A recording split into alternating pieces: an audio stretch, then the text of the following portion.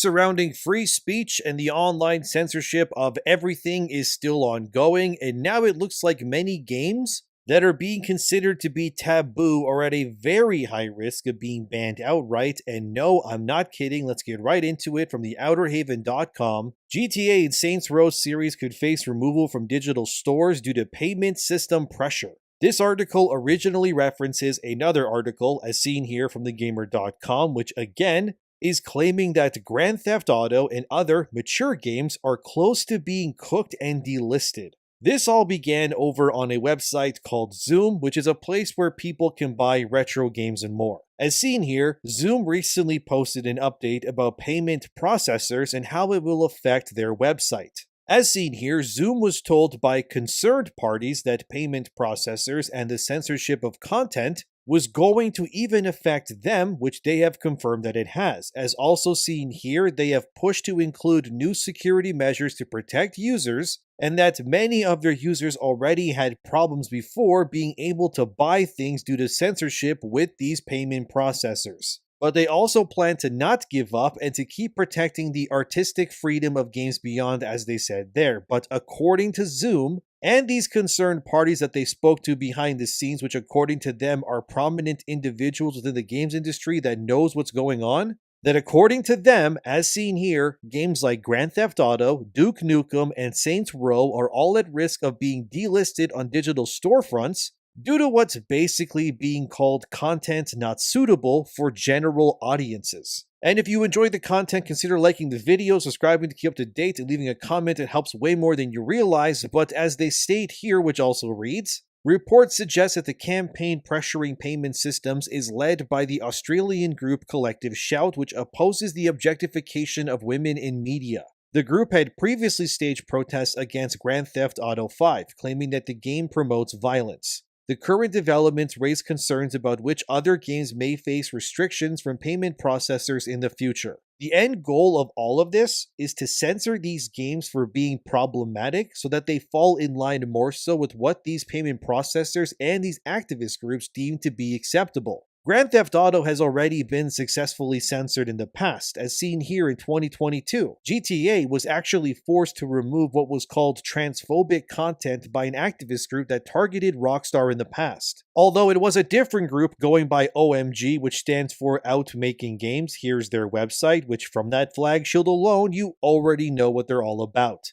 As it says there, by empowering and uniting the community, we can act as one voice to push for real change in the broader games industry across Europe and the UK. Rockstar, which makes GTA by the way, in case you don't know, they're actually from the UK as well, so this is the perfect Molotov digital cocktail if ever there was one. Because if you don't know, the Online Safety Act, which originates in the UK, is a big reason why this is all happening. It's no coincidence either, because again, that Out Making Games group that already censored GTA, it's full of one kind of people from one particular place. Like, let me show you. OMG is sponsored by all kinds of places. As seen here, you got Supermassive Games, they're British by the way. You got No More Robots, also British. Rocksteady, guess where they're from? Yep, British as well. Moji Works and End Dreams, yep, British too. Even at the bottom there, you got Jagex, that's the RuneScape people. Guess where they're located? Yep, the British people too. And Rockstar is British as well, of course. So interesting how one activist group that exists within massive censorship is protected and supported financially and socially by a bunch of other British-born companies to censor what is arguably the most profitable and prolific British company of them all within the game sphere, being of course Rockstar. It's all by design, guys. They're not hiding really anything. It's even worse when websites post stuff that just confirms that the main game they want to dethrone is Grand Theft Auto above anything else, as seen here. The blood-soaked British success story testing Labour's mettle, Grand Theft Auto's cornucopia of gangland vice risks a head-on collision with new online safety laws. So you may be wondering, why are they so headstrong on targeting specifically GTA over any other game? The reason is actually pretty simple, because GTA is understandably the biggest game ever. It makes the most money, has copies sold in the millions. Everyone across the world knows what GTA is, even if you don't play games. While they, as in these activist groups and governments, could go for lower hanging smaller games maybe and censor them first, instead what they're doing is going for the biggest fish of them all. And if they can censor GTA, it actually makes their work much easier for them in the long run, because if they got the biggest one first, the rest will just follow suit, because if GTA can be censored, anything can be censored by comparison. Rockstar's big problem here is that their headquarters is in the UK, which means they uniquely must adhere to the laws of their sovereign country, and they happen to exist in what is arguably one of the most censored police state countries in the first world. So if you ask me, this isn't really a matter of if GTA gets censored, but when at this point. As rstreet.com's article says, UK's Online Safety Act censors the internet, a preview of US proposals. As it states here in their article, the OSA, or Online Safety Act, according to new UK rules, social media sites and search engines are required to prevent minors from accessing content deemed harmful, which has an extremely broad definition. It includes not only adult sites, but also violent and hateful content. This is how they're going to censor all the games over there at least, and eventually, if they can, spill it over into other countries. You see, Grand Theft Auto has things like not only shootings, but also gambling, strip clubs, and much, much more too. All of this exists within GTA because the game is designed, of course, to be made for adults. True, kids do play it. However, those kids that do play it are able to because their parents allow them to play it. So what they're doing here is stepping in between the parents and the kids, and really also the adults too. Because it's not like GTA, Saints Row, Duke Nukem, you name it, is going to suddenly have a censored and also uncensored version of the same game available to buy. It'll be much easier for Rockstar if they simply censor the game across the board so that they're able to sell the game in countries that adhere to the OSA regulations, which would be a massive blow to not only the content within the single-player campaign, but more importantly, and this is the real cash cow, GTA Online. I covered some of this in a previous video, but it bears repeating how far-reaching the censorship goes within the OSA rules, as it states here. Content which depicts real or realistic serious violence against a person. It also includes content which is abusive and which targets any of the following characteristics: race, religion, sex, sexual orientation, disability, or gender reassignment. It even includes content which realistically depicts serious violence against a fictional creature. Effectively meaning that all of these and more can and likely will be placed against GTA and other games too. This also severely hampers GTA as a series if things like harm against others cannot be shown. And coupling that with deeming anything considered hateful content as being grounds for banning, Rockstar will have to do their best to circumvent this, which, considering what their game is, it's kind of likely impossible. As rstreet posts here, this means based on this, even episodes of like SpongeBob SquarePants. That could even be banned under this, considering how broad these rules have become. So this Online Safety Act is already in effect for users on X within the UK. As seen here, it has already begun to filter content based on each country's demands. Posts involving violence or assault can't even be viewed unless you're 18 years of age or older and can prove it as well. The UK has even blocked videos of migrants being attacked by police, and even blocked videos or even stories about people smoking, drinking, and more. Even Spotify is pushing this as well, if you can believe it, and as stated here, this push by the OSA is also putting people's information at risk in terms of massive data breaches or in general just straight up unethical use of their citizens' private information. Grand Theft Auto, or Saints Row, getting decimated or going as far as being delisted even on digital storefronts is an alarming reality that can and could become true. And I do think the implementation of this censorship is a hell of a time for it to happen, considering how much money and time has already been put into GTA 6's development as a whole. It doesn't help when Collective Shout, that's the Australian group that was founded in 2009 as seen here from The Gamer, already attempted to remove GTA from storefronts, claiming that the game allowed violence against women. Clearly, these people don't play GTA because you can be violent towards literally anyone in those games. It's an open world sandbox with insane physics. It's not really the game developer's sole responsibility for what happens in their games. People are allowed to do as they please. That's why it's called player choice. And after all, none of this is even real, it's a video game, and there has been plenty of studies already confirming that violent video games do not lead to violent crimes. Although usually it's people being censored, reduced, or ridiculed for a long time that causes them to just lash out in response. In my opinion, stuff like what's happening now will only cause people to seek out more extreme material, and these government types only really have themselves to blame. But maybe that's the point of this. They want to frustrate and limit the populace on purpose to create an organic reaction to the censorship, to then use those actions of the populace to censor them even further. And once that hits something like GTA, this screen here, which is photoshopped for now, it's not real, but could eventually become the future of both online video games and mature content in general. Like I said in a previous video, if this censorship nonsense becomes worse, you're going to see a lot of games completely removing any elements that could warrant them an M rating. We're talking violence, gore, blood, swearing, all of it. It could sanitize everything until every AAA game and then some is just everybody stepping on eggshells to keep these types happy that don't play video games in the first place.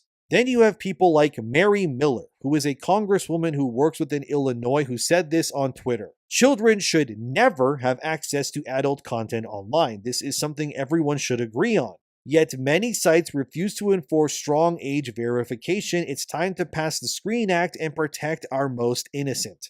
Again, this is being pushed to protect kids when in reality it's just a digital Trojan horse to destroy the ability for adults to do what they want on the internet. Kids are just kind of the byproduct here and honestly just scapegoats. But as seen in the community note, this congresswoman unsurprisingly doesn't understand how the internet works because parental controls already exist and do exactly what she wants. But they want to bypass that. It's the same with games. Before, if you didn't want your kid playing something, you didn't buy it for them.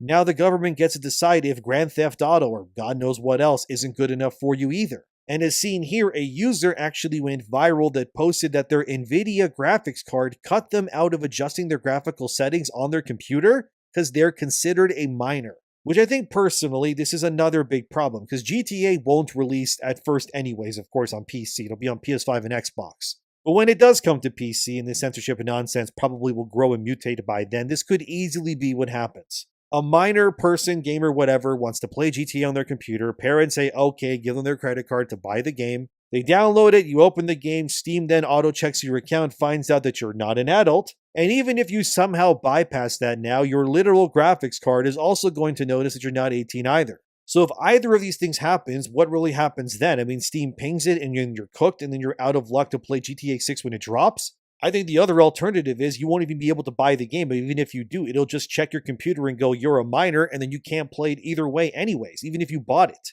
So what's even more obscene is that these government people in the UK especially are trying to also ban VPNs if you don't know. Yet they also got exposed recently here by Politico to be using VPNs themselves to bypass their own censorship laws that they have enacted in the first place. And they're also charging the public for their VPN usages by using taxpayer money so they can browse the net and it's fine.